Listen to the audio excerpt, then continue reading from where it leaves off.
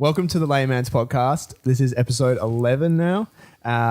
If you're enjoying what we're doing, get us on Instagram at Layman's Podcast. We're also on facebook.com/Layman's Podcast. Recently launched onto Spotify and iTunes. So if you're watching and you're having a tough time sitting down watching us and you want to listen to us on the bus or the train or you're going flying or whatever the hell, you're going to go for a flight. Get the Spotify app, whatever you do, or the Apple Podcast app, which we're trying to communicate to people. I was about to say not iTunes because people come up to you and say, I can't find it on iTunes because that's the wrong app. Yeah, and it gets crazy. The Purple Podcast app, which is a stock app on your iPhone, but if you're on Android, just get on Spotify. It's all pretty cool, and just search up our name. All those rebels on Android, And if you follow us on Instagram and Facebook, we've littered those social media pages with all the links and things, so it's very easy to find your way through. So anyway, Jarrad Jackson in the barn, that's what I'm going to call it. The barn. I feel like it's got the kind of like the T structure of the roof here. It's a bit barny. So how you doing, man? Good, man. Thanks for having me. Terrible time to sip my coffee. Straight up. finish the sentence and coffee. There you go. It does have that barn feel with the roof and the natural light. Yeah. You should have seen what happened before you were here with the bird. Oh yeah, we had an incident. We had an incident with the bird In here. Yeah. First of all, it shat all over the table. I don't know if it was the same bird, but there was shit all over the table. We had to clean up. And this bird must have had a fucking party in here because it shat everywhere and then it died in the corner. So it partied hard. Rave to the grave, That's man. it. Saturday. That's how I want to go out. Just shit your pants and then die in the corner. Fist in the air. So we swept him out the door onto the sand over there so that he can, just break down into nature again and repeat the cycle. Yeah, pretty much. Yeah. And the whole cleaning job you did, you basically erased it by basically telling everyone that that's what happened. Yeah. Oh man. Well, they get in that little window there that we haven't blocked off yet. So That's it. At least it didn't get a name yet. Yeah, true. Jeez. Get attached to these things. Oh, that's it. As soon as you put a name to it. Oh, yeah. That's always the weirdest thing. How people are like, think it's weird that like in certain cultures they eat like dogs. They think that's weird as opposed to like, but we eat like beef and stuff like that. Yeah, it's not that's weird. so bizarre. Yeah. Like you shouldn't eat like domesticated animals. I don't know. I think it's the emotional intelligence that they show. Yeah. Like I couldn't eat a dolphin. I'd be like, whoa, man. Like you could help me with my maths homework. I'm not going to eat this guy. We could team up here. Yeah. Start a band. Oh, yeah. Will and the Dolphins. It is strange though. Like you go to one country, this is what's okay. Yeah. This is what's not okay. Come here. This is what's okay. And it's just borderline of where you are, I guess. And Yeah. Yeah, culture is just like interchangeable. yeah, it's not It's sort of made up. definite. It's not truth. It's just Yeah. if you're here, this is how you should behave. Yeah. If you're here, behave this way, and You cross an imaginary line and it's different that's it. somewhere else. It's a mass Don't hallucination. eat the dog here. Yeah. We don't eat dogs. Yeah. Ooh. If you had to though, like, would you eat a dog or a cat? Like if someone served you up like a steaming plate of either like well seasoned, like almost kind of looks like appetizing, and they were like, "This is dog, this is cat." Now And these like, are So the it's not tough even questions. survival. You guys are just. this is indulgence. You didn't even give me the survival situation. Yeah. If you're in the desert and someone serves up a steaming plate of dog and cat, It makes me look like a better person if it's in survival situation. yeah, that's it. Yeah, you've got to give it that sticker. Yeah. Definitely the cat. Just again, that emotional attachment, the intellect Yeah. Yeah, cats are kind of So you would eat the cat. You'd go the cat. before the dog. Yeah. Just that's your best friend. The cats are independent, They hang out if they want to. Yeah. Yeah. The dogs, that's your boy. Yeah. That's it. So till the end. Yeah. Yeah. Imagine if we like beforehand we were like, so these are the questions we're going to ask. Yeah. Ooh. I don't know if I'm up for this. Hey. Okay, we kind of just got into some weird shit real quick, but maybe just give us a brief idea of like what you do, what are you up to at the moment and stuff like that. A personal trainer. Yeah. Absolutely love it. I also work at a float center in Fremantle. Oh, yeah. And that's amazing. Best job on the planet. Yeah. Currently just in between locations for personal training. So just coaching some friends and family and stuff at the moment, but looking to move into a certain spot and that's right for me and build my business out of that. Yeah. So you don't know what sport you sort of want to go into, but you're I'm just like, do I go CBD or do I go Fremantle? Which is okay. Yeah. I'm getting pulled in two directions. My house is kind of in the middle, so I got to pay rent somewhere in a gym. Yeah. And they've all got different feels and different cultures and it's just going to be one that feels right for me. Yeah. Yeah. Freo is definitely very different to the CBD. It is. Like, you can imagine, yeah. CBD, there might be more high-level executives. Yeah, absolutely. Stuff like that. Yeah. And it's people who, go to work and then train, then go home, or they train, then go do their CEO job, and they need it. It's for like, they're using their exercise to get better at their job. Or release stress from their job. Cognitive. Yeah, where if I go, say, Fremantle, it might be more mothers and stuff like that. Lifestyle sort of. Stuff, yeah, exactly. Whoa, that's cool. So it's, a lot of sitting down in the city. Yeah. A lot of people in the office chairs. Yeah. Yeah. And IT and high pressure and sort of stuff like that. Yeah, so just finding my niche and seeing. And then some gyms are bodybuilding gyms, some gyms are lifestyle gyms, and again, it's finding what suits me and who's going to give me the most freedom to run my own business. Yeah. Because I did work for another company for a full year and soaked up as much education as I could and just thought it was time to hit it at it myself and learn all the ins and outs of the business world as well. So how did you sort of personally get into the world of fitness? Like what was your earliest passion? Like was it a specific sport? Yeah. Or was it just the gym in general? No. So basketball. Yeah. Every day, born and raised. Yeah. My brother played, my dad played. And that was my true passion. Played all the way up, represented WA and so did that to the highest level or state level. Went to college in America and played for 2 years. Yeah. Where in America? It was just below Oakland, so North Cal. Oh yeah, cool. Yeah. So in the Bay. The dream, man. Yeah, 2 years in the Bay, playing, living with people with the same passion, same dream. Just fully immersed in it. That was just the greatest experience of my life. And then came back and got a little semi-pro contract, and it was probably the injuries. Where you have to build your body back. A lot of impact injuries. Yeah, so I actually tore my ACL. Shit. And that meant a year of no active anything. That sucked. And that was my whole world at that age. I was 18. So it was all basketball, everything. And that made me have to pump the brakes and sort of reassess, where am I at? What else do I like to do? And it was getting back into the gym and learning how to build this foreign leg. Yeah. It was skinny, like it was just bone on one side. Oh, it atrophied, Yeah, just completely. I like nearly threw up when I seen my leg. They took the cast off and I was like, oh my God, that's my leg? It's amazing how quick it goes. It is scary, yeah. So it looked like a skin and bone, literally, and the other one was stronger from carrying the other one. Yeah. Wow, So it just polarizes, Yeah. But coming back from that and the mindset of having to come back from that and the mindset of favoring injuries and all that sort of stuff, I was like, wow, this is really interesting. Yeah. It's interesting how often sort of a massive challenge and adversity sort of brings out the next chapter in people's lives.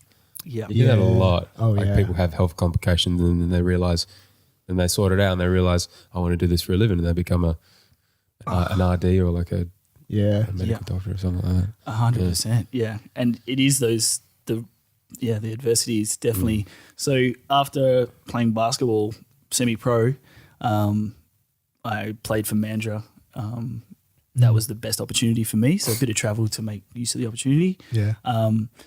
And it was just like during the season I couldn't run properly. Like I felt fine, could lift weights, could everything. I couldn't sprint. And it just started sort of deteriorating, slowly getting slower and slower. And then it turns out after, 4 months of just not knowing what was going on and losing heaps of weight, ended up getting diagnosed with Crohn's disease. Oh, wow. Yeah, so it's like a gut health inflammatory inflammation. sort of. So it's a response that they don't know what causes it. So like 2 twins could have it, one does, one doesn't. All sorts of environmental, could be this, diet. So that was my next adversity. And that took me away from basketball again. Yeah. And that one was just the clear indicator that that your body's a vehicle, and I just wanted to share how to get it to cooperate with you. And again, that became priority number one for me, not the physique and not the sort of aesthetics of it, but more the health and gut health. And you're sort of getting into sports or nutrition. Yeah. Oh, dude, we could rant about gut health for a while. Yeah. I piss all my friends off. So, yeah. So that's just been a huge journey for me, and it just helps me relate to more people. And that was a good point you made about like health instead of pure, I guess, aesthetics, because ego is a good motivator. You look in the mirror, you're like, fuck, I'm fucking juicy. Yeah. But when you say get an injury or something, you get sick, even just like you get the flu, and then you recover, you're like, wow, the only thing I really want is just to be able to like move around and stuff. Yeah. You realize like what's actually important. Yeah. Yeah. And it is like the you take it for granted until you're sick, until you can't do what you do. Yeah. You're like, shit, walking was fun. Yeah. I miss being able to just walk. Being autonomous, Yeah. Shit. Yeah, that's a huge like reframing of perspective. Yeah. You get so entrenched in like you forget just how good you've got it, like how various things in your life just operate like on like they just cruise on standby. You just forget about like just how good it really is. Like even going like hiking, and then you start the things you start to miss and like the comforts and stuff. You're like, ooh, like imagine never having those. Yeah. We just get so entrenched in like being used to them. It's crazy. It's good to like take yourself out of that world for a moment and get some new perspective on it. Yeah. You run out of water on a hike. You're like, 10,000 years ago, this would be a common occurrence. Yeah. That's why, like obviously like there'll be things that happen like when you had Crohn's disease and things that you obviously didn't want to happen. They just like life just threw them at you. Yeah. I think in another sense, and it gives you a new perspective. I think that something that people can practice often is deliberately putting themselves into situations, not dangerous or detrimental, but situations where they are forced to take on a new perspective, similar to how you would have when you suffered from Crohn's disease. So, because then that's like self-imposed adversity, which makes you grow. Exactly. You know what I mean? So I think it's good for people to like go out there and like do things that are really uncomfortable or push themselves on like whatever it is. Yeah. Because then you just get that perspective, because that's the only way I've found to kind of like stave off that feeling of being entrenched and content. Comfort. Or complacent is the word I would use. Great. Yeah. And I'm a big advocate for, again, like once I experienced it, and it's when you come out the other side that you're like, I actually am grateful that happened. You know? And it's like, again, using little tools to put yourself in those positions. So whether it's having a cold shower for 30 seconds. Yeah. Like that, when you start overriding the inner talk that tries to keep you in that comfort zone. Yeah. Or yoga's one that I love. I'm horrible at it. But it's, again, your body's telling you, like, stand up, relax, like stop stretching me. Yeah, completely focus. You have to. Yeah. And then you sort of just breathe through that tension and pain or whatever it is, and you feel amazing afterwards. I've never stared at my own knee so intensely in a mirror than in yoga. Yeah. If you look slightly to the left or the right, you're like, oh. Yeah. You can feel that focus, like it's in the middle of your brain almost. Yeah. Yeah. The cold showers, though, I think that's something we always bring up. Yeah. And always freak out some of my friends. Like, I can't do that. Yeah. And I even like find myself, I'm going to do it, but I'm like, I know it's amazing how it's simply just a cold shower, but you're like, you feel it in your bones, like, I don't want to do I'm not this. even saying the whole cold shower. I'm saying turn it cold just for the end. 20 seconds, 30 seconds. Yeah. And still there's just that like comfort. And you're Yeah, just like, especially in the winter time. Like, Oh. it's been really hard trying to do it in the winter. Yeah. I got to admit, I've been doing it less and less this winter. Yeah. We've had Yeah. a real winter. Yeah. Yeah. Like in summer, I'd do the whole time cold shower. Yeah. Sometimes I'd even bring an ice in because it wasn't cold enough. But winter so time, Yeah. it's put on lukewarm. Yeah. And then, Or take it to the other extreme and jump in the sauna and Yeah. how long can you last? Yeah. Steam room, you know, in a yeah. safe way, but Yeah. you know, same thing. I recently tried an infrared sauna. I think I was telling you about that. Have you heard of like infrared? I have. I Yeah. still haven't been in one, but Yeah. I've seen people like taking their phones and stuff in there. Yeah, that's kind of against the okay. point. I feel like. Yeah. Yeah, and you get soaked. So Okay. that'd be weird. Yeah. Yeah. But yeah, again, you want to be with that inner chatter. I feel Yeah. anyway. You want to be with yourself in those. Yeah, just kind of because at some point you just got to like sort of bend over and just Yeah. take it. You know. Yeah. It feels so. You know when you're in a really cold house or something, or you're sick. You know, you get the chills. Yeah. And you step into the sun. And you're like, oh, it's like warming my bones. It's like that, but the whole time. Yeah. Okay. Thaw out. Yeah, because it's not like directly heating the Skin surface. whole like sort of room like a dry sauna. Okay. Infrared heaters, like it's not as hot, but it like penetrates like Cooks you from the 2 inside to out. 6 centimeters apparently. Like literally like inside. Yeah. And you feel that you're like, oh, it's in my bones. Ooh. Yeah. Is it more uncomfortable than the normal sauna? Or? No, It's more tolerable. no. Towards the end it is like if you're doing a half an hour session, Yeah. but it's like when I did it, I felt a bit sick, so it was like refreshing the whole time. Yeah. Yeah. Cleaned. Yeah. It started hailing while I was in there. Oh, that's nice.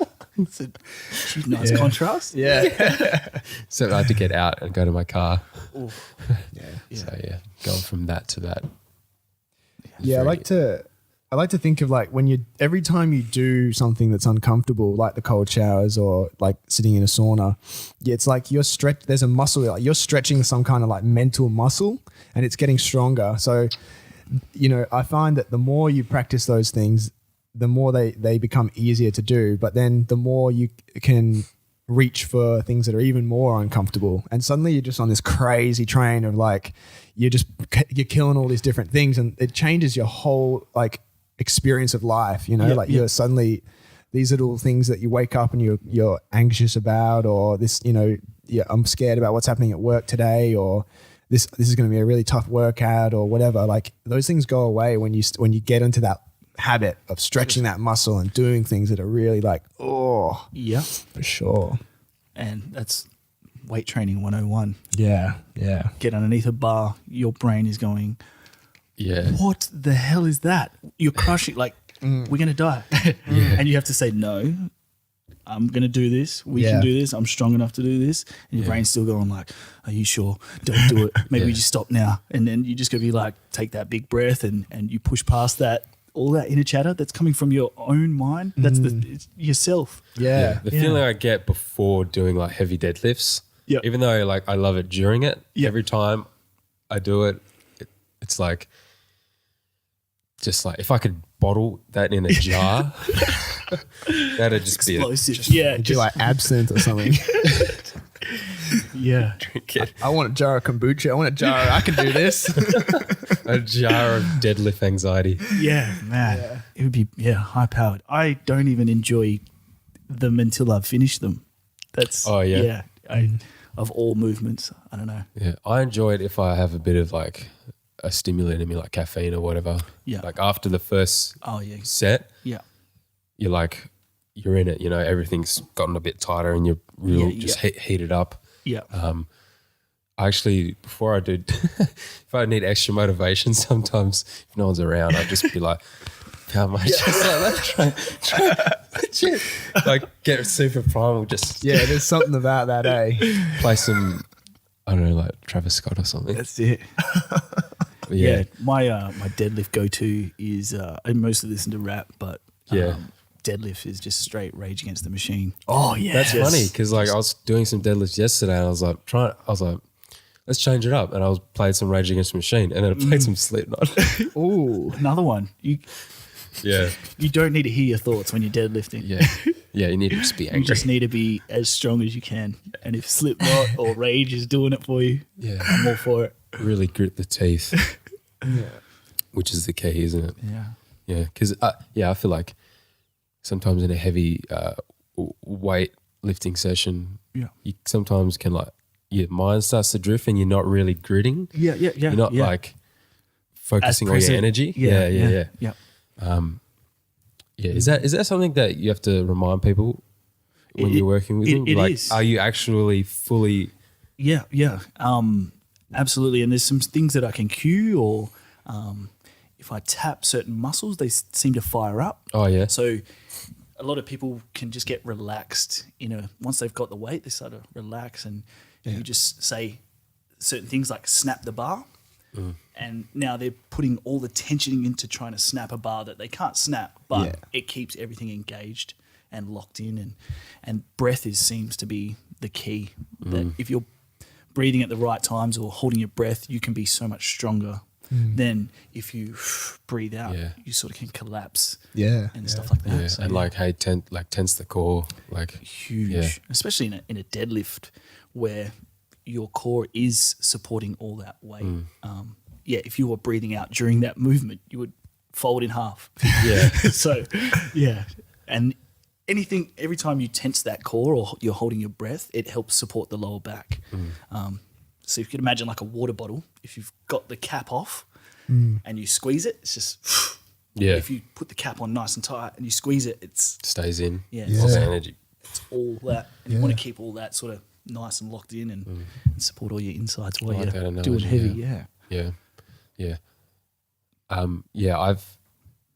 I realized that like for work and stuff, I won't mention where I work, but it's like picking up boxes and stuff. I realized like I should lift literally just with my core. Not even worry about my arms. First just like tense the core as hard as I can and then I lift. And then I was like never really sore in the lower back.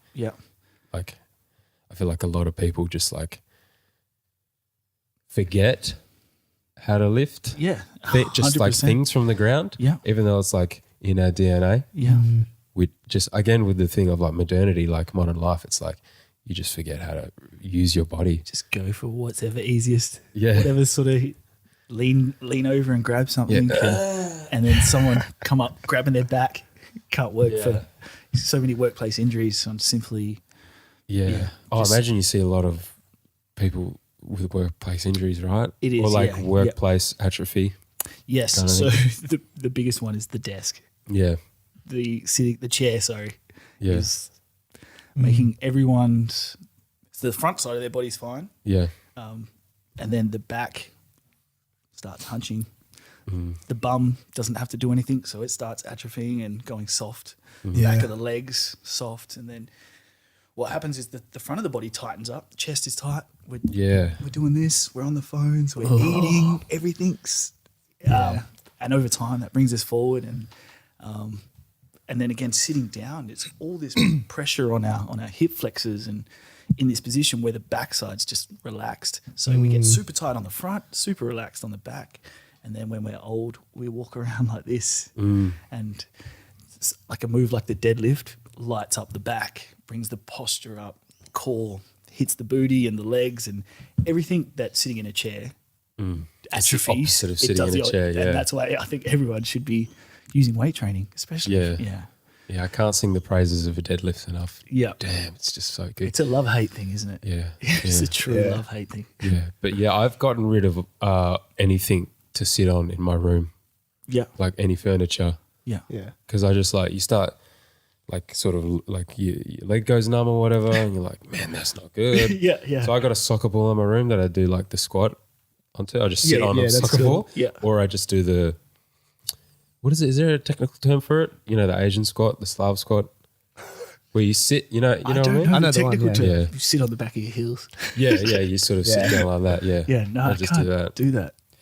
That's I heard this on a podcast once, talking about how our environment has changed. Someone said that, you know, when we were more nomadic and we were hunting and things like that, our way of life influenced our musculature, and now we need to what did they say? It was like we need to address our musculature to influence our way of life. It was something like that. So it's like we were in an environment where we were in like optimum physique for what we were doing. Yeah. Now we're doing things that is like reducing our physique. So we have to actually consciously go and do activities which were natural to us before to kind of maintain that optimum physique. You know, we're sort of getting far away from that, you know, for sure. Yeah. You need to incorporate physical movement, functional movement just into everyday life. Yeah.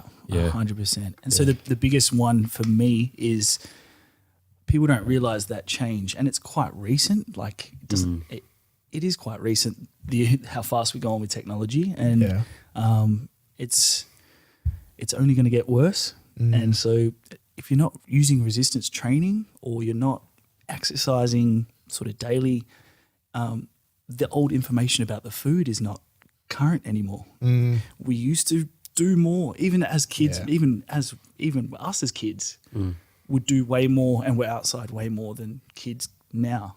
Definitely. Yeah. And so the food, I feel the food education hasn't changed for the lifestyle change. Yeah. And so that's what I'm huge on with my clients, my friends and family, is learning how to eat for our new lifestyle. So you're not gaining fat. I love that. Yeah. And that beats any weight training and any sort of as results wise. It's sort of 80-20 as in nutrition compared to 20% working out. Avoiding inflammatory foods and stuff. 1,000%. Yeah. Because it's everywhere. Yeah. Like most of what you go into Woolies, it's like most of the aisles are just processed crap.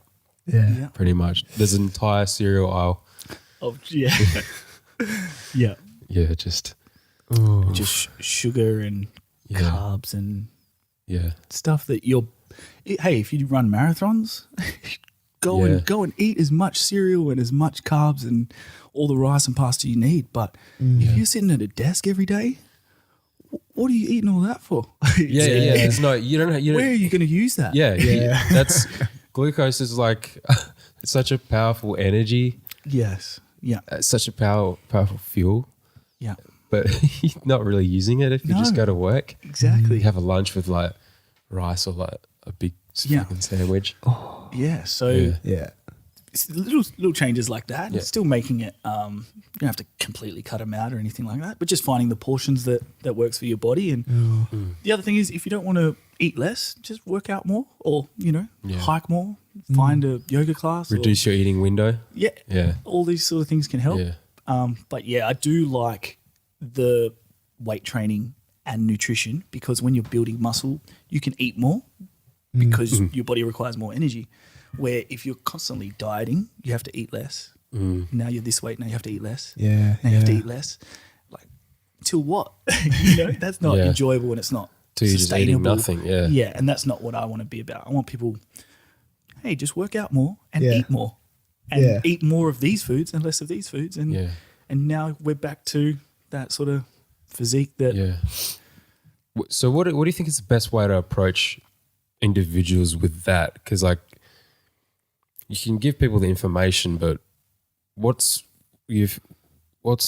have you? I can't even talk. Yeah. What have you found is the best way to like convince people that sort of like motivational interviewing type sort of thing? You know what I mean? Like you're inspiring change in them instead of being like, hey, do this. Yes. Yeah. Well, again, being able to work with people and speak to them, whether it's in face-to-face or on Skype or whatever it is, when I give them starting out with the most simple tasks or simple advice, and once they follow that, I let them ask me for advice instead of just giving them advice, so that they're locked in. But also I just found that understanding that what protein's for. So I just say protein's for building muscle. We want protein. Fats are for your healthy mind and sex drive and hormones. Hormones. So keywords like that. So we got muscle, we got hormones and sex drive and mental health, and then we got carbs, which is for marathon runners, long distance runners, people, construction workers who work all day. And then you can say, okay, so I need more of these foods, less of those foods. And what that would look like on a plate is, I like to say for men, 2 handfuls, 2 palm-sized pieces of protein. And when I say protein, I'm not saying meat for vegetarians or vegans. It's protein. It can be of your choosing. And then you want to have say 2 thumbs of healthy fats, so avocado and maybe some cheese or yogurt or something like that. And then the rest of the plate, we're just going to green leafy veg salad or baked sweet potato and pumpkin and stuff like that. And maybe having a little bit of sauce or gravy or something with it so it's enjoyable or seasoned. And the more you can do that, those meals are really filling. You know, if you're eating quite a bit of protein, you don't need another meal for 4 hours. But if you are grazing and then graze in between meals, calories just add up over that day. And a lot of people probably don't really connect with those in between meals, like the calories from the snacks. I feel like people don't really have a good idea of how many calories are in food in the first place. But I like that. So when my clients that work with me, I have a Facebook group, and they send me, or they take pictures of their food every day. That's awesome. So just take it. I'm having a coffee. I'm taking a coffee. I'm having an apple. I'm having lunch. This is what it is. And from that, I can see portion sizes. First of all, we've agreed on a meal plan or types of foods that they like. And then from the pictures, we can just say, hey, could you add some avocado to this? Could you add a little bit more protein to this? Hey, it looks like you're having a snack at 4 p.m. every day. What's that? And you're like, oh, yeah, I kind of just want a little bit of break from work. You know, some people might go for a coffee and it's like they're not hungry, but they want a break from work. And you can identify little behavioral things that you can put a protein shake in there, or, hey, go walk around the block and come back. And they're like, oh, I don't have that craving anymore. And it's just like that. If it was a chocolate bar or something, if you're not having a chocolate bar 5 out of 7 days, when you were having it 7 days, over a week, over a month, that's huge. Like, it's massive. And it's just, again, just going back and forth. But once you're actually taking photos of what you eat, you go, okay, this is what I'm eating. And then you realize, oh, I just snacked in the cupboard because I'm hungry, but I didn't have a meal. And now I'm still going to have the meal. So you just have the meal, you know, or having food ready to go. And it's usually not even really hunger, is it? Sometimes it's boredom. It's a lot of it. It's awareness.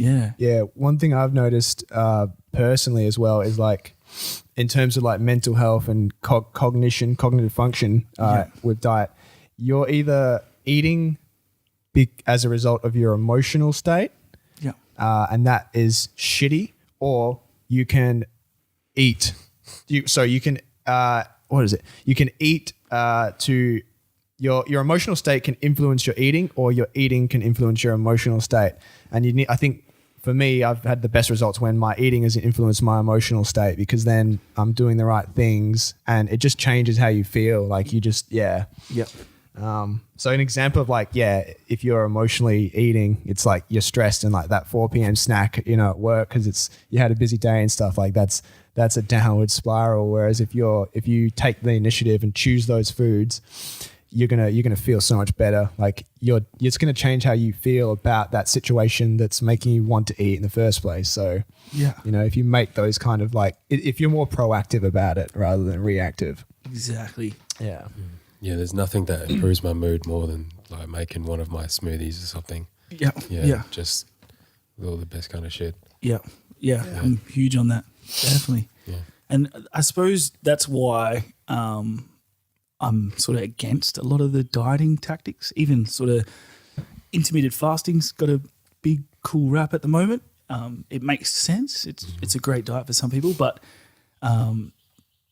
going such long periods of times without eating, and it's almost like a starving yourself type mentality. I just don't think it's necessary. I think if you're having full, healthy meals that are, good for you, making you feel energetic and having clarity and stuff. And then when it does come to those like 4 p.m., if you can swap that chocolate bar for, say, a chocolate protein shake, you still might hit the same sweetness, still might get rid of that little, I need something sweet, but now it's aligned with your physique goals or your body goals, and it just builds momentum. It's all. Yeah. Yeah. I feel the most important thing with the meal timing sort of thing is at least just like eating within your circadian rhythm. Like not eating like just before you go to bed, 2 hours before bed. There's a few studies that come out that have linked that to like eating within 2 hours before going to sleep, with like a 20% increase in like prostate and breast cancer. Yeah. Wow. I think I sent you that study. Maybe not. Yeah. Maybe, Yeah, yeah. I think it sounds familiar. But yeah, like we're eating within like, I do intermittent fasting every day. Yep. And it feels great. But yeah, just eating like morning to evening, I feel like. Yeah. Did you have to like carve out the hunger, or were you just never really a breakfast eater? I was never really a breakfast eater. Like I usually wake up and I'm like, ugh. Yeah. Like I pretty much skip breakfast. I pretty much never eat breakfast. Yeah. Because I prefer to just like. Do you train in the mornings? Sometimes. Yep. Yeah. Sometimes I do fasted training. Yeah. How does that go? Good. All I need is a bit of coffee. Yep. Yeah. Yep. If I'm doing like something heavy, sometimes I'll do like deadlifts. Fasted. Yeah. Yeah. Yeah. with coffee, like you can do whatever the fuck you want. Like, I love it. Yeah. I don't do it too often because I'm putting more weight on now, so I have like sort of a bit more carbs, and then do the deadlifts or whatever in the evening. Yeah. But yeah, I love waking up and not eating. Yeah. I love not thinking about food. That's a great Yeah. one. Yeah. I'm never like hungry, like dizzy, sort of like weak and stuff like that, where you're like thinking I have to eat now. Yeah. I never have that anymore. Yeah. Okay. Yeah. It's so liberating. Yeah. Just yeah. Yeah. You just like wonder how much of your food stuff is just habit. You know? Exactly. Yeah. Yeah. Yeah. I just like reset my sort of relationship with food. Yeah. Just I really looked at it like, do I really need it? You know, am I really tailoring it for like my energy expenditure sort of thing? Yeah. Yeah. Your body will tell you when you need it. Yeah. Yeah. It's really good at that. Yeah. Yeah. Especially with protein, it's amazing when you like. Sometimes my body's like tells me like it's time for some protein. Yeah. It's weird that it does that. Yeah. Yeah. And you get certain cravings for certain foods. Yeah. And it's your body just telling you, hey, we need some of this, or it's really, really interesting. I found like there was like the carnivore some doctor on a carnivore diet. Sean Baker. That's is he the long distance rower? Yeah, He broke some record. just like huge. He was saying he would eat like one meal a day. And just all protein, Just carnivore like diet. 3 steaks. I don't know, just a massive piece of meat, like a kilo at a time or whatever it Just was. absolute savage.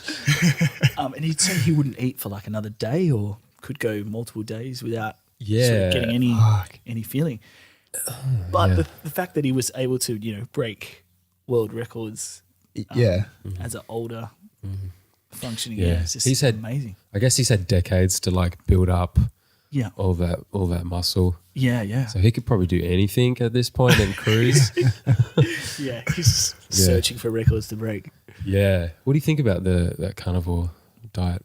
I'm hearing a lot about it lately. Like, personally don't want to eat that much meat. Yeah. But it just shows you that it all works. Like It all works. For some people can do. Yeah. If you do intermittent fasting, if you do every diet, any diet, it all works if you are willing to put in the work. And like, I think meat, it's really funny. So with the Crohn's disease, I was having gut problems. Yeah. So I was like, it must be the meat. Yeah. You know, like it's in the media. I was moving. I was like, that makes sense that you're having a hard time to break down meat or whatever it was. That was my thinking. Acids, even though it's just amino acids, so there's nothing really. Yeah. So, and that was my mindset that meat was bad and cancerous. And I went vegetarian for about 10 months, and then I got Crohn's disease. Oh, okay. And had to go like all the way to like a liquid diet and build it back, and it was in hospital, and I just didn't have the choices to just keep vegetarian, because it was literally like cheese and tomato bread if that was it. And so I came back to eating chicken and fish, and then now I just eat all meats. But that was a huge mindset shift. But I've realized that my body personally functions way better on a higher protein, meat included diet than it did on a vegetarian diet. So what triggered the Crohn's disease the most? Was it like the plant proteins and stuff like that? Like what, or like processed carbohydrates? What? There's no real correlation. So it was like they were surprised that it took so long to be diagnosed. They're like, usually it's in your teen years that we find it. But I guess kind of my healthy lifestyle and sporting stuff didn't feed it or whatever it was. But I think possibly the high fiber content of a vegetarian diet definitely hyperactive or intensified my how much it was getting used. Just processing that much fiber from all the fruit and veg. Yeah, because But I don't think it's directly correlated to my Crohn's. I think it was just always there, and just something flared it up like a stress, almost like a stress response more than a nutrition. Yeah. Which is all linked, I guess. Like stress can like have the same effect as bad food, pretty much. Yeah. Well, it was when it was like I did what's it called? The diet. You remove everything. Elimination diet. Yeah. So I did that and have finally got it where I found my comfort zone. And it's just like little things, like I don't have to stop eating certain foods except for like I don't eat broccoli, irritates my gut lining. It's mostly vegetables, certain vegetables that irritate my gut lining. But I just worked out that if I eat really plain food, seasoned stuff, but I don't eat that many varieties of food. It's quite similar each time. That's what my body functions off the best, and it's not like, even though I'm not eating certain vegetables, it's not like my body's not getting those. It's not like nutrients. It's only in those vegetables. It must be getting it from other. Like you can get zinc and everything from meat. Exactly. All that stuff. Vitamin A, vitamin B, it's all in meat as well. But I think it just changed your perception on what works and what's healthy, I guess. Yeah, I've heard of the low FODMAP diet. Like, that's what I do. Like, it's interesting that like you think obviously vegetables are healthy, but some people can have negative effects from overfeeding their gut bacteria. There's too much gas and like irritating their gut. That's me. What I want. And it's just, it is strange that it is the healthier. It's just sugars in the carbohydrates in the fruit and veg that irritate my gut lining, which is just bizarre because it's everything I thought was meat. And then one of my friends or colleagues was explaining to me, like, he's like, you know the people with the colostomy bags? And I was like, yeah. And he's like, you ever looked at one of the bags? And I was like, yeah. And he's like, you ever see a piece of meat in it? I was like, no. And I was like, do you see vegetables in it? I was like, yes. He's like, so what's getting broken down in what's not getting broken down and what is getting broken down? Yeah. And it was like, oh, that's right. you don't poo bits of meat out. Yeah, you utilize pretty much all of it. Yeah. It's gone. Like it's or you pee absorbed out some of the. I don't know. yeah. Minimal. But I mean, Yeah, how that- many times have you got a piece of corn or some lettuce or that almost looks untouched? Yeah, that plant cell wall. Yeah. And it just was like, oh, never really thought of that. But yeah, made the change and really good now because I did have a flare up during the process of working it out. But again, it seemed to be more stress related than nutrition. Yeah. So Yeah. This is really shameful, but I'm gonna actually have to pee. This is unbelievable. unheard of. This is it. God. Cut this out. Breaking it in. Cut this out. This is great. You'll love it. Take the mic. Yeah, man.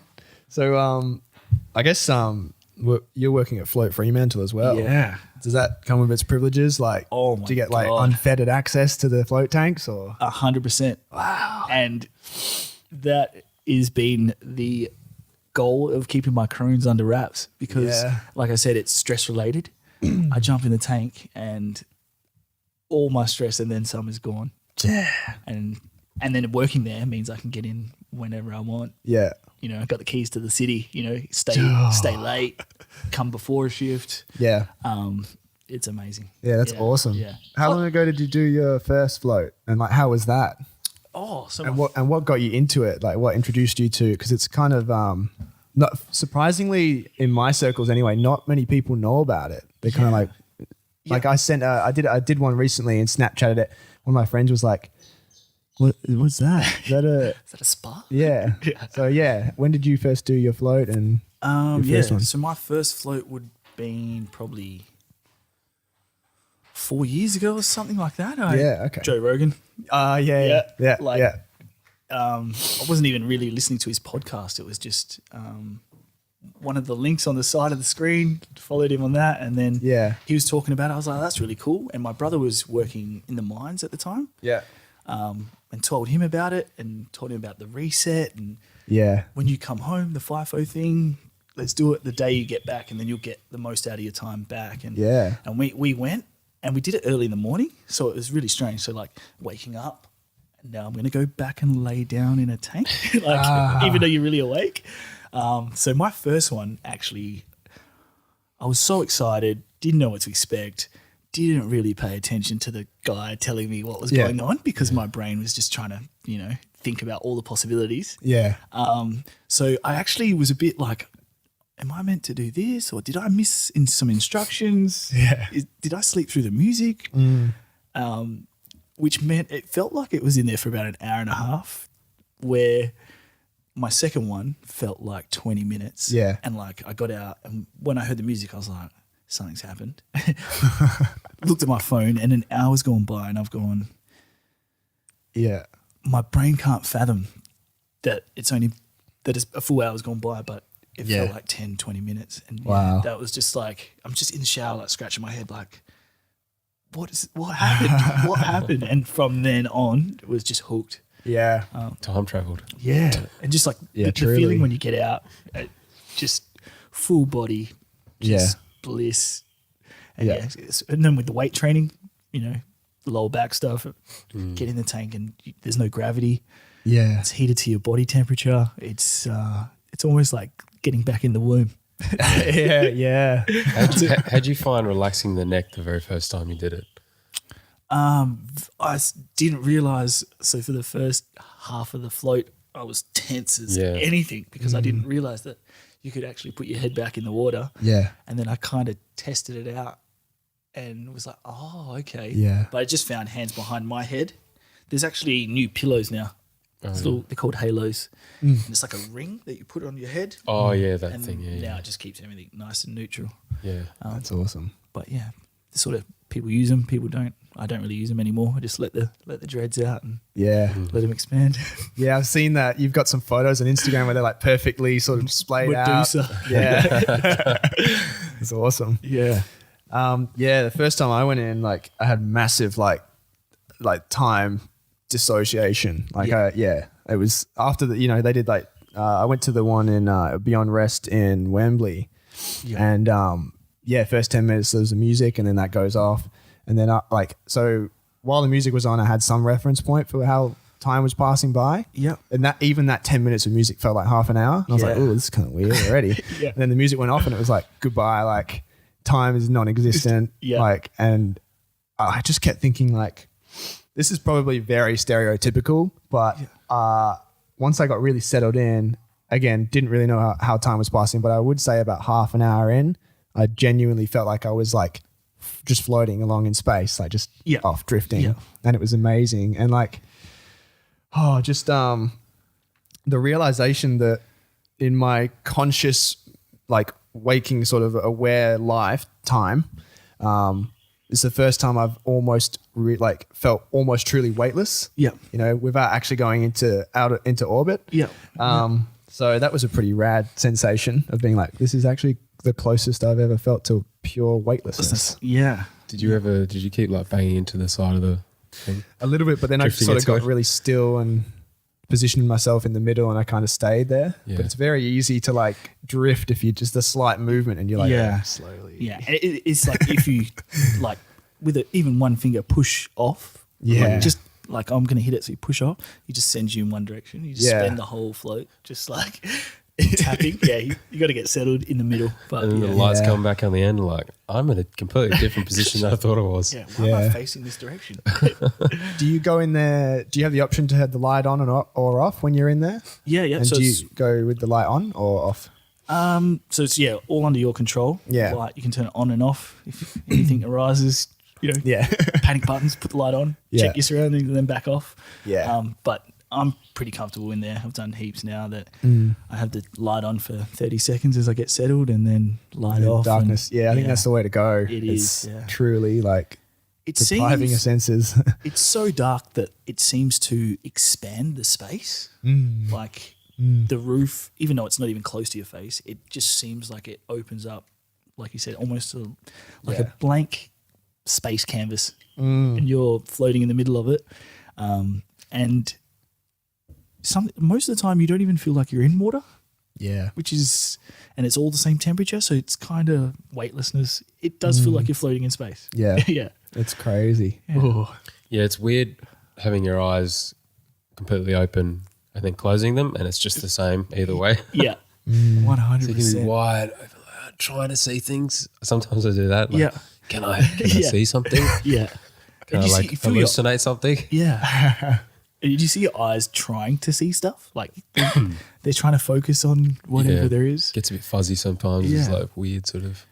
I've had times where I can see like a purple light or like a red light, and then I'm like, wait, there's no lights in here. And it's like the consciousness thought of it will make it disappear. And then like occasionally it will come back, and you're like, what's happening? That's weird. That always weirds me out that we can you can picture things in your head, like a running movie in your head. Like you can see it, but it's not there in front of your eyes. It's just you can see it, but it's in your head. You know what I mean? That's so bizarre. I know, it's like weird. It's like a second reality or something. That's Float Tank 101. And when you can get really still in there, especially if you do some if you get there early, so you're not in a rush, but doing some breathing work before you get in the tank and really calming yourself, so you can get way calmer, way quicker in there. So you're getting longer at the deeper points, deeper relaxation, and it's sort of in those ones where I can be laying there, and it might be 10 seconds between a thought, and you're like, what? Like, wow, like. It's not thought, like when you're outside and stimulus coming in. And then it's like you can get so relaxed that you're like, there's a thought coming. It's like, it's out here. Like carrier pigeon. Oh, that's cool. And you're like laying there and you're like, this thought's coming. And you're like, I'm not going to give it any attention and just let it go. Or this is a really cool thought. Let's go and follow it and expand into that. And now you're down that rabbit hole, and then you come back to your breath later and be like, whoa, I wonder how long I was thinking about that for. That's a good way to put it. It's like a train going past. But having the option to, do I want to give that thought attention and time and nah, that's not worth my time, and just let it go. And can have it's really interesting. Yeah, I need to consistently do it more and meditate more, because sometimes I have like several thoughts at once. Yeah, I'm thinking of like multi-layered things, just like. Well, one thing that happens when I first get in the tank is I have a spark of like ideas and it's like, oh, I need to do this for this client, message this client. I want to check in with this person. I want to do this. And my brain's like, do it. But you're in a tank. You can't take action on any of it. And you have to just let that pass and, get into the tank and then whatever at the end you can get to it. But like you do have to just give yourself the surrender to it and just let stuff go, Yeah. It's amazing how hard your brain fights against it is. your attempt to relax. It's like, no, we're going to die. You have to keep going. Yeah. Yeah. Just please, just want stimulus. Yeah. Yeah, that's the big reason why I took up meditation like daily, is because like I have a really hard time tearing myself away from like those immediate actionable thoughts. Yeah. So, but meditation is like, oh, it's so good. It's so good for me. Like I find it so difficult to sit down and like just be completely like away from that. It's but the more I do it, the easier it gets, and the more I get out of it, Yeah. And it helps me to organize my thoughts when I'm not meditating and I am back in that space of like, let's hit this and that, you know? Yeah. So it has, for anyone that's out there, like, I'm a busy guy and I've got lots of things and aspirations I want to do. Like, I don't want to tear away from those thoughts. This is the progress in my life. Don't have time to meditate. Meditating will help you to optimize how you attack those thoughts and those things that you do every day. Whether you're a CEO or whatever you are.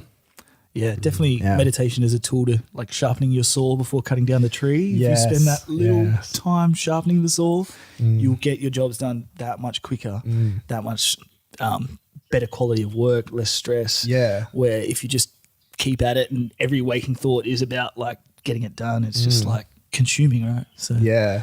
It's just, I just feel like you're less reactive and you can do what you actually want. You can give energy where you want to give it instead of just being run by what's going on. And I'm not like, I was huge on meditation and would do it daily.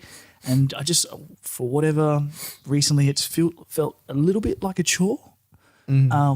Just reduce the time and get it done. But like it's, when it starts to feel like a chore, jump in the tank the next day, which is like an hour of doing it. Yeah. Pretty much when you're in the tank. So after going in the tank where you got no choice but to do it, the next day is just easy. Like I do 5 minutes, 10 minutes. I'm like, I could sit here for 20 minutes, because of the night before. And I find like those floats just make it easier to get back into the swing of my daily practice. Yeah. It's like a cheat. I swear it's like a cheat way to, because just to sit there at home, you've got pets, phone rings, it's like all these distractions that your brain wants anything to hold on to. And sometimes it is really hard. Yeah. But do you do much like guided meditations or anything like that? Or you just initially when I started out, I would do guided sort of, like listen to like podcasts that would take you through a process or an app or something like that. Yeah. Then I moved on to, it's called Psychedelic Salon, and it's this guy who's basically taken all these Terence McKenna lectures and like, what's it called when you like increase the sound quality? Like he's remastered them. Yeah, no.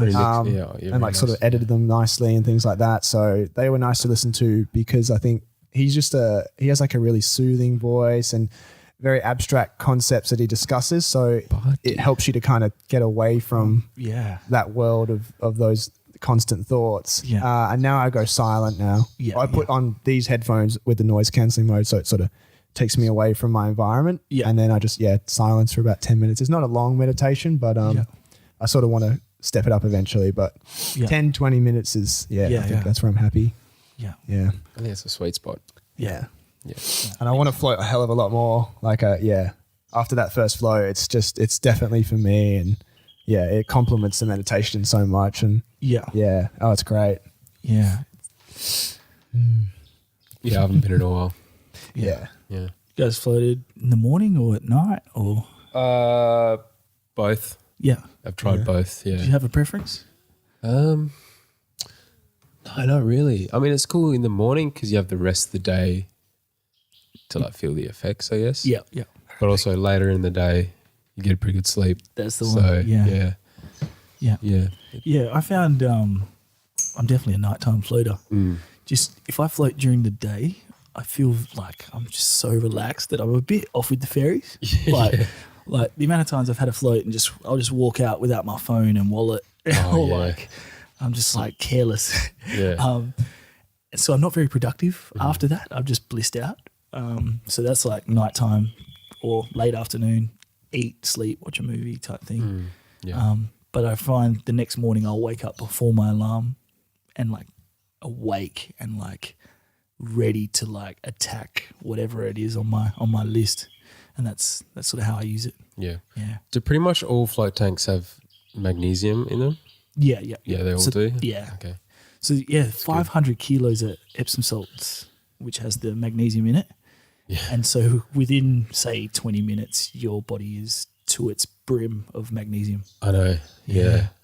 You can feel that. Yeah, I need that. I need a lot of magnesium. Yeah. So all the weight training stuff is using plenty of magnesium. Yeah. All the stress uses a lot of magnesium. And then just basic diet, we are deficient in getting enough magnesium through diet. A lot of our food doesn't really contain as much anymore. And our water, I guess. Exactly. So either jumping in the tank or even just having some like magnesium powder before you go to bed seems to really do wonders for the body and relaxation and sleep quality. I have to do that, because I get like restless leg syndrome at night, just unbearable discomfort. Some people get spasm, I guess. But I don't have spasm. It's just like in my bones, You just have to move. Yeah, no, I've had that. So I need to take at least 500 milligrams of magnesium. Yeah.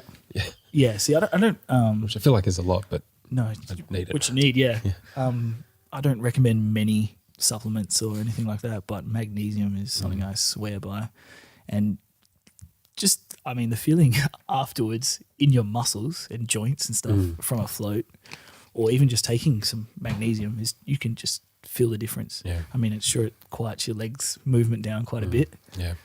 Because I'm the same, and you feel like you have to kind of tense every now and then. And you're just like, Sometimes I have to get up and like do some like squats. like air squats or something. Yeah. I even have magnesium cream. Yeah. I love magnesium. Yeah. And the skin, it's just absorbs it. Yes. Big topical sponge. stuff. Yeah. Is there anything else? So you said magnesium is like one supplement that you'd say is essential, or is there anything else that you think is worth the time? Protein powders. Yeah. Just convenience and again getting enough in your diet. And if you can swap protein shake for something unhealthy and it's filling, so that's huge. The other ones, so magnesium. Trying to think. You mostly just Nothing. prefer to get everything from food Really and like just trying to keep human lifestyle. instead of micromanaging the system. Yeah, exactly. There's again, if you've got aspirations to compete and to do some really amazing things, then supplements are awesome. But if your supplements are not going to get you in the right habits to long-term health, it's. I'm trying to think. I'm having a blank. Creatine or anything like that? Absolutely. Yeah. That's probably the only other one. Protein, creatine, magnesium.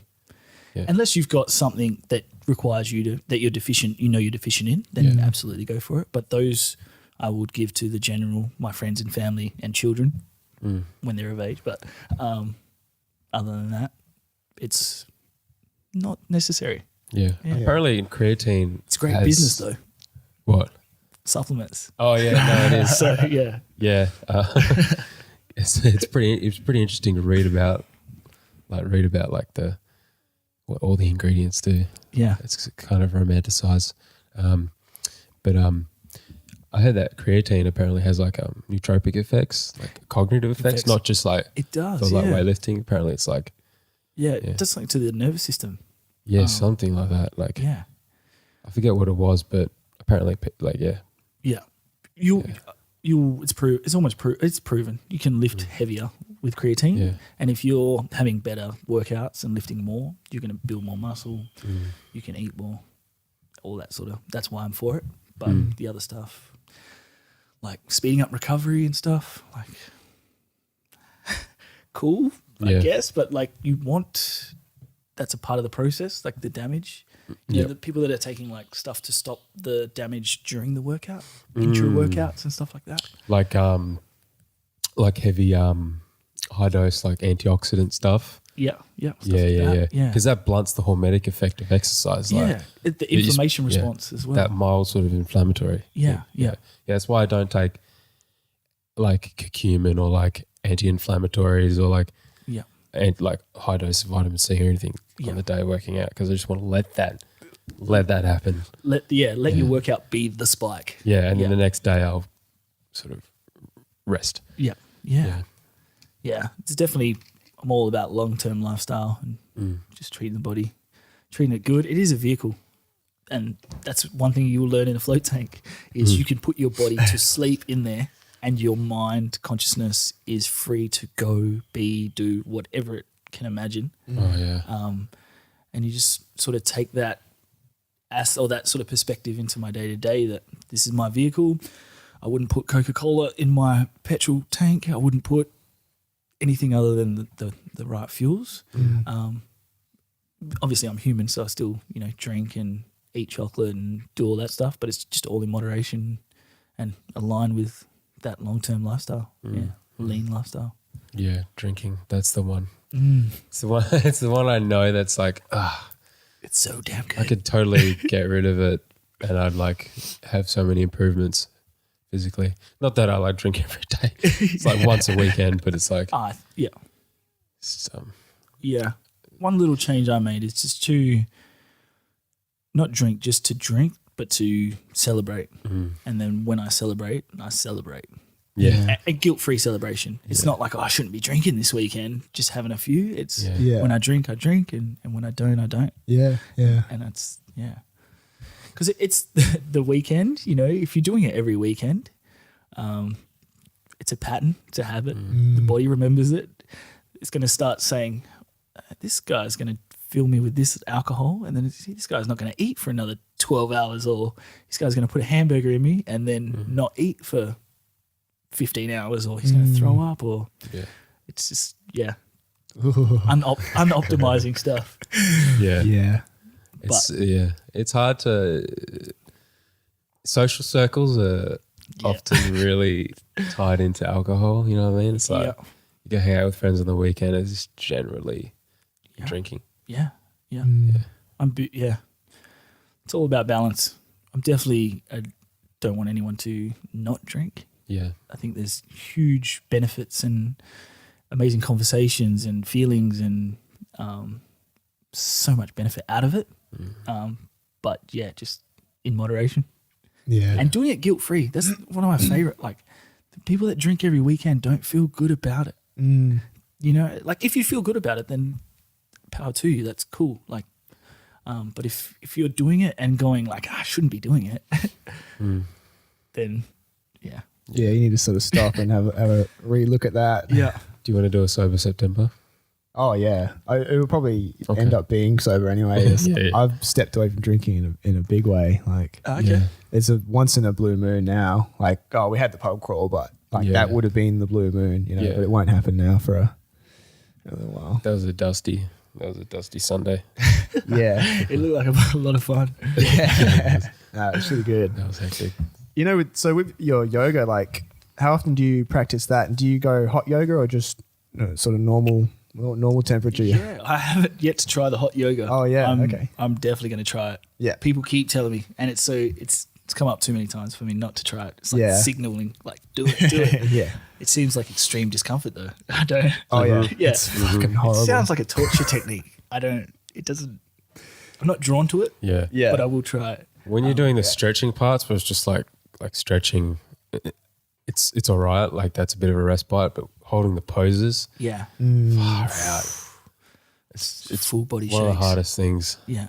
Yeah. It's just dripping sweat. Dripping, dripping. Dripping So the one we dripping. do that. You know that one? Yeah, and it's like raining down on It's you. like Salt rain. on your face. Yeah.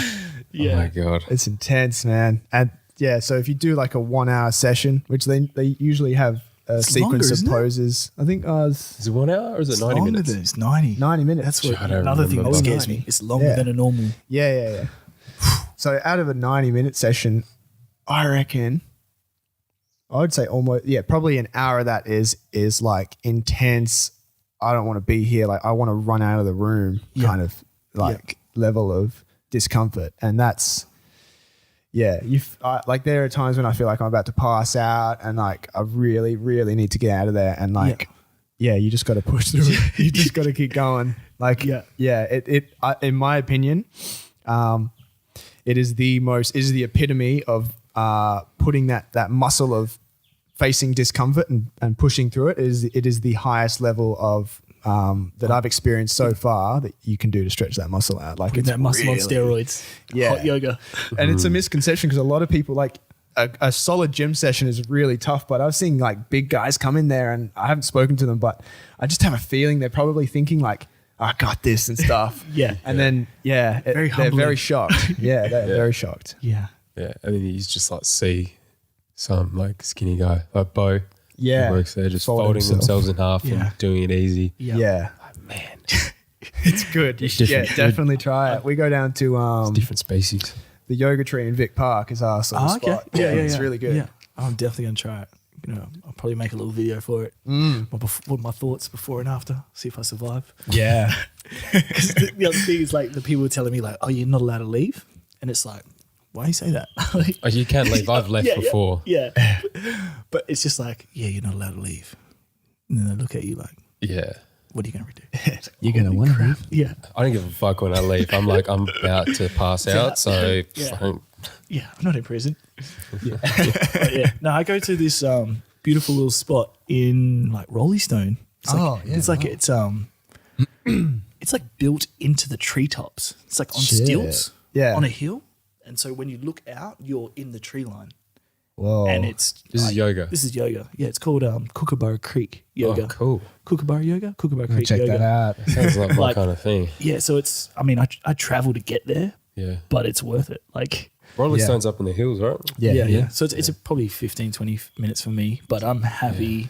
Like, there's closer places, but like I only do it once a week. So I'm happy to get there and feel you just feel amazing because of the location. Yeah. And Oh, I there's like love the this little hills. creek, like sort of as you pull up, there's like, you can stay there. They've got like a little retreat, Yeah. maybe like a 2-cabin thing as well. So it's just, it's amazing. It's like butterflies and Yeah. picturesque. That's my favorite place to go for a hike. Go up to Kalamunda, Jorgensen Park. Oh, okay. Yeah. Yeah. Like you go like sort of up a bit and you get to a point where it's like a valley. Yeah. Is Trees that? everywhere. You're like, I didn't know this was here. Yeah. It's just like Perth and then like in the backyard of Perth. Yeah. Yeah. It's just like out there. Yeah. Yeah. I'm huge on the hike trails. That's my, Yeah. if I'm not drinking Saturday night, Sunday mornings, I'm on a trail. Yeah. It's just, I love it. Like Kalamunda National Park, it's all, I'm trying to think. Jorgensen, I always see the signs, but it's, Yeah.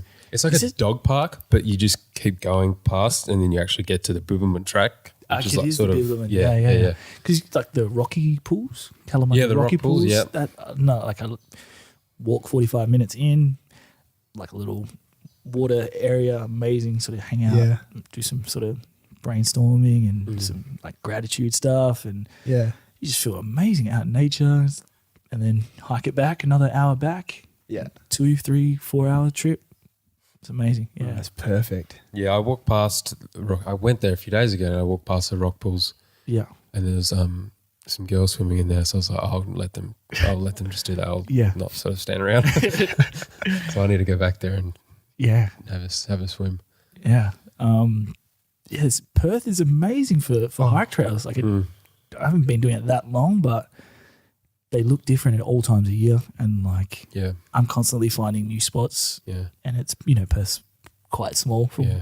perspective. Yeah, even the Like, basic yeah. ones like the main, like there's Moody Falls, which is like not that far. Like Yeah, people go there, just to take photos and stuff. But that's got some like amazing views and stuff. Amazing, yeah. And so there's like I went there like last week, and there's like a new waterfall because of the amount of rainfall. Yeah. So it's never been there before. Oh, really? Yeah. So there's the main waterfall, that big one, and then now there's just like a tiny little one like next to it. But if you take your phone down on a nice angle, it looks massive. But constantly finding little new spots and getting off the path a bit. Yeah. Actually, this is probably a bit reckless, but like, you know, that sort of to the left of the water, you face the waterfall, and to the left of it, I climbed that all the way up to the top, back to the to the up to the lookout part. Yeah. I think I scared some families. Yeah, I'm pretty sure someone got helicoptered I think someone out of there. Died once. Yeah. This is recent, right?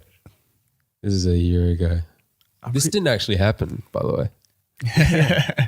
Yeah. I think, I'm pretty sure someone got helicoptered out of there quite recently. That was in my head when I was thinking it. I was like, yeah. But I felt a rush of like a rush of mania. Yeah. Like, I think I should do this. It's crazy, eh?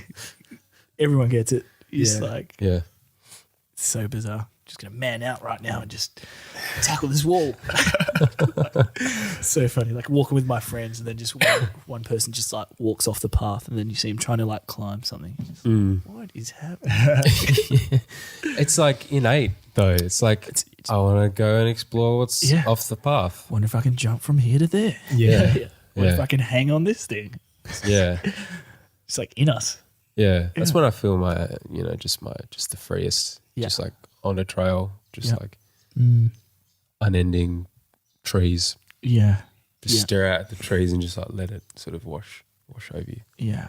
One of the benefits of the float center is work on the weekend and then having like a weekday off, getting on a trail, no families, no one else, no car. You can't hear any human anything. No cars. You might get a plane coming over, but other than that, it's like full immersion in nature. Just the wind and the trees. Yeah. I'd like bring some friends and they try and play music and stuff, and I'm like, oh yeah, like you don't get it. Yeah. Taking Snapchat. Yeah. Why are you playing some rap music right now? Oh, I can't think of anything worse. I love rap music, but there's birds singing right now. That's a contrast, isn't it? Because rap music is like, it's impact. very it's very like modern sort of I don't know what's the word for it. It's the busy life. Buzzword. It's the busy life, it's the concrete. Yeah. Concrete jungle. Yeah, it's the concrete. Yeah. And it's definitely hierarchy to the top. Yeah. Yeah, dog eat dog world and the rap game. Yeah, alpha stuff. Yeah. All that stuff. Do you remember we did the Bibbulmun track hike? Yeah. Like staying like for 2 or 3 days. Like you stop at the cabins. Yeah, cool. Yeah. And like in winter, so there was no animals or anything. And like at one point we were just like stop, like everyone and it was like dead silence. Yeah. Like I've never heard silence like that except in a float tank. Yeah. It was just not even the wind in the trees. It was just like still. Dead still. Yeah. And then we almost died. Yeah, it was cold. It was cold, man. 2 days on the Bibbulmun. 2 nights. It was supposed to be 3 days, but I was the only one that brought a 0 degree rated sleeping bag. Oh, it was legit. Yeah, they had like summer sleeping bags, like just the whatever shitty ones. You Take get to from the lounge room. Yeah. Yeah, we had the second night after we got soaked. We got to a camp where you weren't meant to have fires, but like it was we had to do it. So we got this fire going sort of as the cabin kind of like jutted out a bit, so it blocked off the rain. We set up a fire there, and that was our lifeline throughout the night. Like we were all huddled. I think maybe you were okay because you were on the beds, but yeah, the rest of us were like huddled around this fire, like so close. Because it was like the first night you guys had to sleep next to the fire. Yeah. So what's the cabin situation like on? Because I plan on. I definitely want to do a couple nights, but definitely not in the winter. It's just like 3 walls. So it's like an open cabin. Okay. Yeah. Yeah. And there's bunk beds, but it's just like this. Solid wood. Yeah. Oh, okay. Yeah. So if you want to be comfortable, you have to bring Your own. like something soft. Yeah. There's a table in the middle and Yeah. and a logbook. Apart from that, it's just that. There's And no you'll have- electricity, no No. kettle. There's a rain tank at some places, Yeah. Okay. Yeah. or maybe every Rain place, tank, and then a fire pit, obviously. Yeah. Yeah. Damn, I was hoping it was a little plumbing or something Yeah. at these cabins. Oh, is there a toilet? There's like a it dry depe- toilet. Some Dry campsites have toilets. Yeah. Yeah. And you go on the website as well and like sort of work out your route, and then you can like look at all the sites because they all have different facilities. Some of them are pretty Yeah. good, and some of them are, Yeah. if they're a bit further off the beaten path, they're a bit rugged. It's fucking awesome, man. Even though it was like Yeah. pretty scary at times, like it's like afterwards, it's like, man, I'd do that again. Yeah. Yeah. Even that second night, getting that fire going, everything was soaked because it rained yeah. all day. How did we had we- to like, I don't know how. to get the kindling, we had to Yeah. like strip bark off trees, like the find wet the dry stuff to get bits. to the dry stuff underneath. That's how we got man. it going, and then got Yeah. wet logs and like like dried them. next to the fire How while good it does was that feel? going. Yeah, How good does that feel? really though? primal Yeah. shit. Yeah. I'm like, wow, We're all right. we did it. We can survive. Yeah. I don't know how we got it started. Yeah, that's So what was the distances between what'd you do in a day? Oh, it varied, didn't it? One was, what was it? The first day was like not much because from the first car park to the cabin it was only like, it was a light one. Yeah, it was like 5Ks. Oh, okay. Yeah, which is kind of like 2 hours? we were like, I wish we could have walked further, Yeah. but you have to start somewhere. Yeah. And the next one Yeah. was like 20Ks, maybe less, maybe just a bit less, but it was good. It was decent. Yeah, between 15 and 20Ks, Oh, wow. to that next one, and then I think the plan was to do another 30Ks. 30Ks or something like that, and then we'd sort of set it up so we had like, and then that would have left us at a campsite where. So what we did was we drove down in 2 cars, took one car to the destination site and parked it, and then everyone nice. got in the other one, and we went to the first one so we could Starting go spot. straight through. Yeah. Yeah, that was the plan. But then second night we sort of went, okay, we could go out another 30Ks the next day or something, like, wasn't it like that? Or we just decided to turn back and do like 25. 22 or Yeah. whatever. Yeah. Yeah. So Yeah. Yeah. we're So, kind of in between. That walk back ended up being pretty long. And thank God we did walk back to the car and left because it didn't stop raining. Oh, wow. Like, Yeah.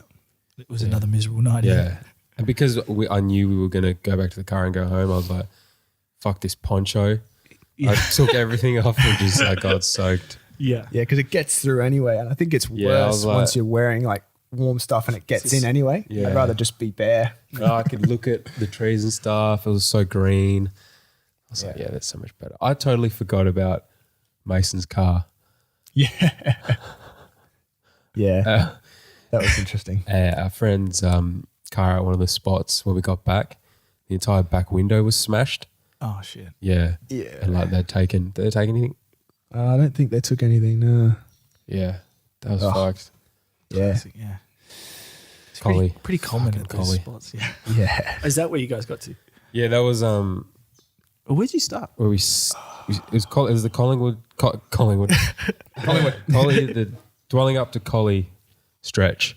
Yeah. So we had one car and dwelling up and one in Collie. Yeah. Yeah. My cousin's from Collie, so I feel like I can say that. That's a shithole. Fucking shithole. Yeah. That's fair. Yeah. No, steer away from that place if you Yeah. can. Don't know what's going to happen to them when they run out of coal. It's going to be scary, man. Yeah. It's going to be It's a different time, a isn't it? vacuum. It's a different time in Collie. Oh, it is. 1990. They go to Macca's now. Oh. Yeah. moving A few on years ago, up. they go to Macca's. Yeah. It's really Yeah. Stepping up. globalization. Yeah. Yeah. That's about it, though. Yeah. Tough coming out of Collie. Yeah. Oh man. Yeah, I really got into hiking quite young because my dad would take my sister and I up to Kalbarri, and we'd do like all the gorges there. Yeah. So from a very early age, it was all about that, and we'd go almost every year, every second year at least. And then I think about 2 years ago, me and some mates did Carragini. We drove all the way up and did all the gorges there, and that was fucking crazy. Yeah. The drive sucks though. Yeah. It's like something like 17 hours. Carragini.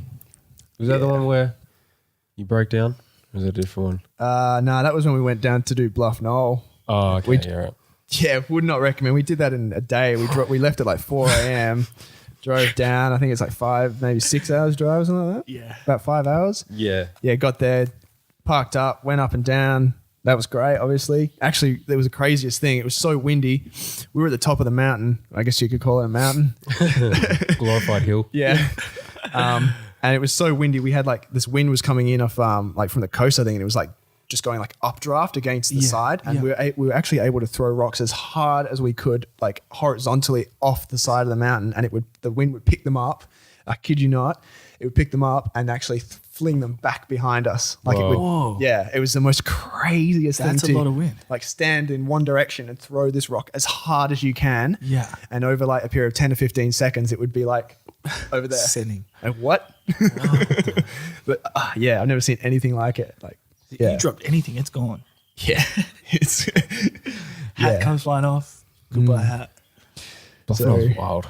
Yeah, it's a good one. Have you been down there? No. Oh, it's fantastic, man. It's worth the trip. Yeah. But do it like an overnight stay, I think. Yeah. The amount of people that told me they tried to do it in a day and then either got caught, as it's getting dark or Yeah. like having trouble getting out of there. Yeah. Yeah. Yeah, we broke down because one of my tires, actually 2 of them, the like inner like metal sheath thing that sort of protects the rubber, I think it was, it's punctured it, like both tires. So we were in real shit. And this was like 9 o'clock at night out in like Williams or something, which is like maybe an hour or 2 hours out of Perth. Yeah. Oh my God. The guy that we flagged down that stopped to help us was a mechanic and had a yard nearby and had those 2 exact tires. So he went off, one of us went with him and he went off and they brought the tires back and he changed them over and stuff. And like, he was such a good bloke. And then I gave my details and I think I sent him like something like $80. $80. He asked for a bit of money and he just said like, yeah, just flick me like $80. So, but what are the chances? Absolute angel. Yeah, like those 2 tires. It was a Holden Astra. Like it's one of those European kind of Holden cars. Like they're probably so fucking rare, but he had them. I don't believe in coincidences. Yeah, It's meant to. Yeah, that's your guardian angel. Yeah. Yeah, we got back at like 10:30. We were meant to go to the cast that night, but we cooked it. You were so We're done. Okay, so your day plan was drive to Bluff Knoll, do the fucking hike, which is almost vertical at some points. Yeah. Come back down, drive home, and go to the cast.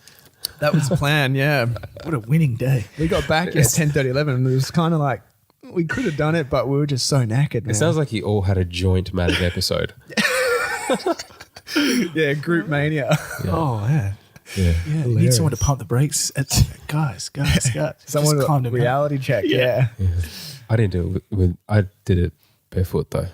No. Yeah, that's awesome.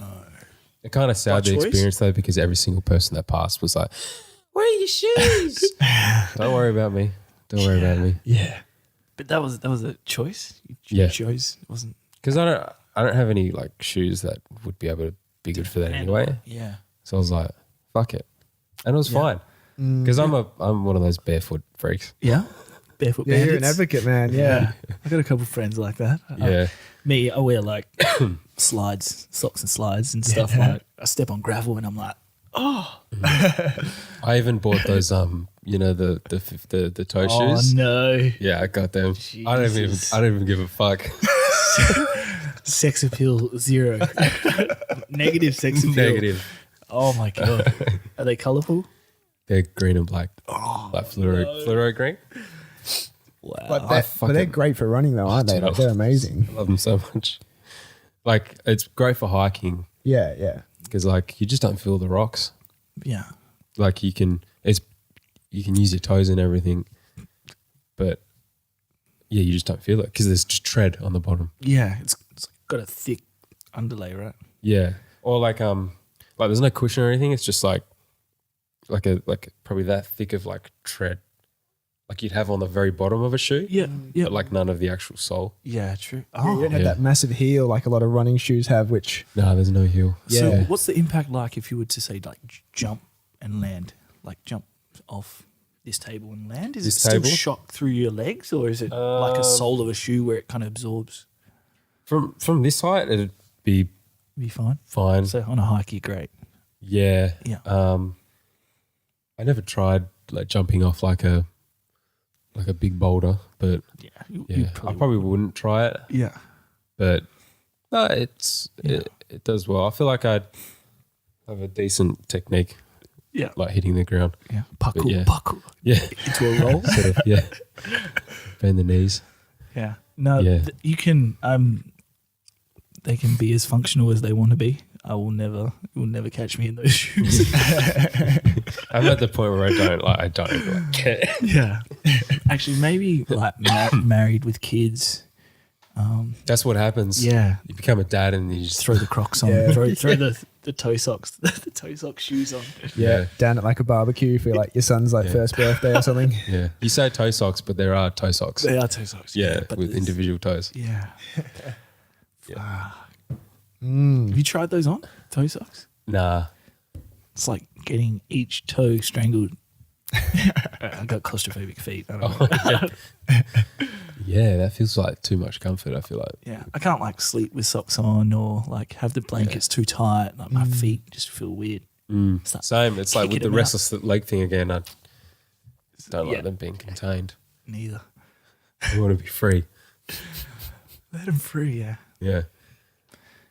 Damn. Wearing shoes. When you go to sleep, I just said that image flashed through my head and it made me really uncomfortable. You ever Yeah. done that?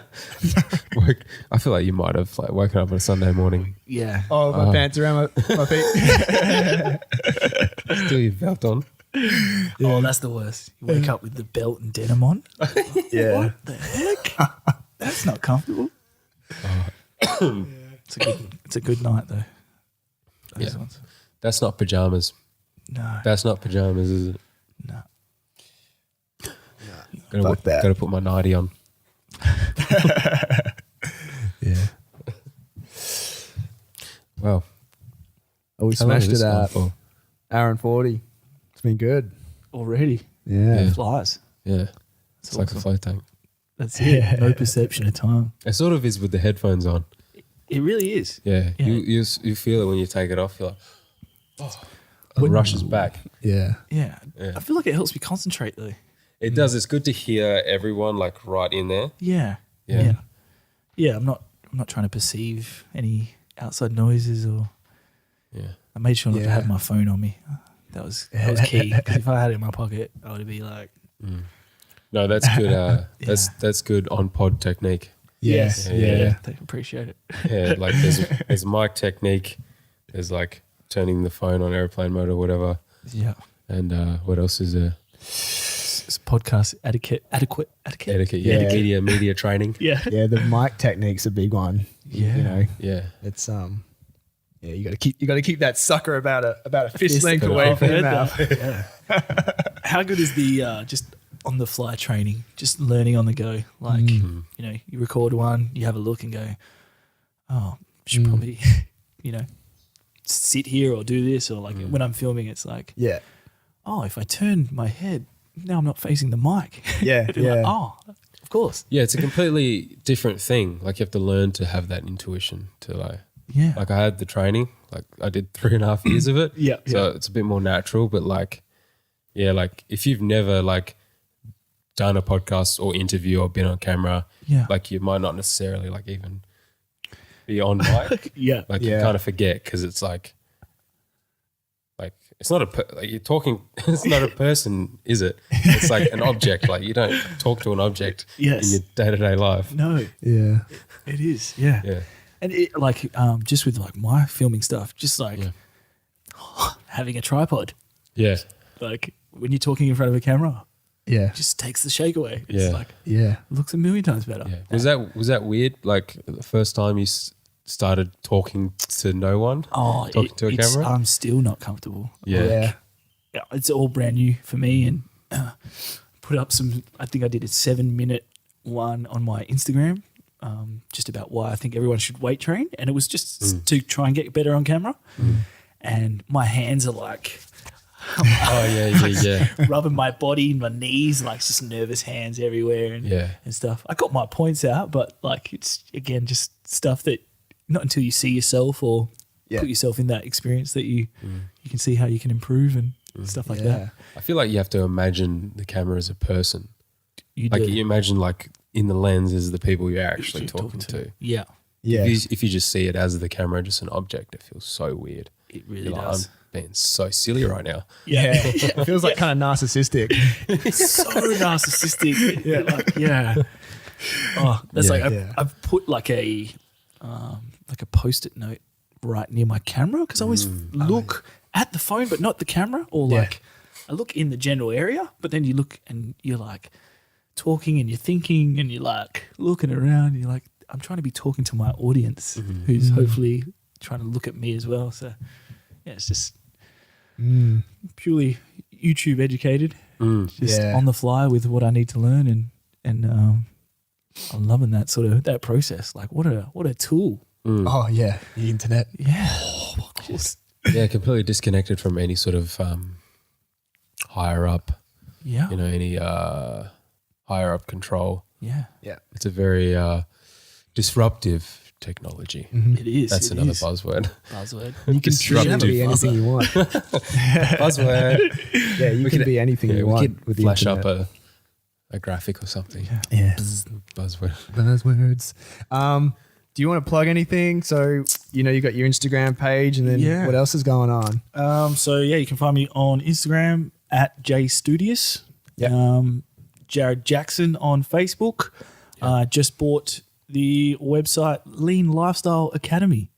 So stay tuned for again, just trying to create as much value and shed the gap on the new lifestyle and new food stuff, and hope to get everyone lifting weights and so stick around for that. Sweet.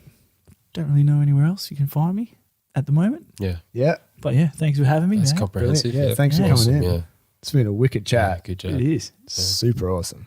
podcasting. This is beautiful. Yeah. It's the future. That's it. Brilliant, man. Alrighty. Oh, that's no joke about Yeah. the headphones. It's sort of like